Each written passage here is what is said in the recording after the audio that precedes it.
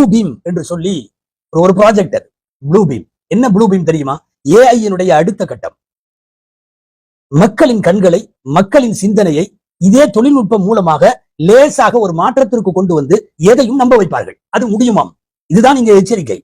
1994 94ல Sergey மானஸ்ட் அப்படிங்கிறவரு இந்த நாசாவில் ஒரு project அறிமுகம் செய்கிறார். தொழில்நுட்பத்தின் மூலமாக நாளடைவில் மக்களிடத்தில் ஒரு போலியாக பக்தி பிம்பத்தை உருவாக்க முடியும். ஒரு ஃபேக் டிவைன் மெசேஜ் ஒன்றை கொடுக்க முடியும். ஃபுல்லா தயாரிச்சு வானத்தில இருந்து ஈசா இறங்குவது போல ஒரு தொழில்நுட்பம். மக்களின் கண்கள் மழுங்கடிக்கப்படும், அவர்களின் சிந்தனையில ஏற்றப்படும். நாளை அப்படி ஒன்று வருகிற போது என்ன நடக்கும் தெரியுமா? ஈசா வந்து விட்டார், ஏற்க தொடங்குவார்கள் லட்சக்கணக்கான பேர். இதோ தஜ்ஜால் வந்து விட்டான், ஏற்க துவங்குவார்கள். கற்பனைன்னு நினைக்க வேணாம், சாத்தியக்கூறுகள் இருப்பதாக ஒரு பெரிய குழு. அதற்கான சொல்ல போனா இது வந்து ஒரு ஈமானிய அட்டாக். இது இஸ்லாமிய நம்பிக்கைகளுக்கு ஒவ்வொருத்தரும் கொண்டிருக்கக்கூடிய கடவுள் நம்பிக்கையின் மீதான அட்டாக்.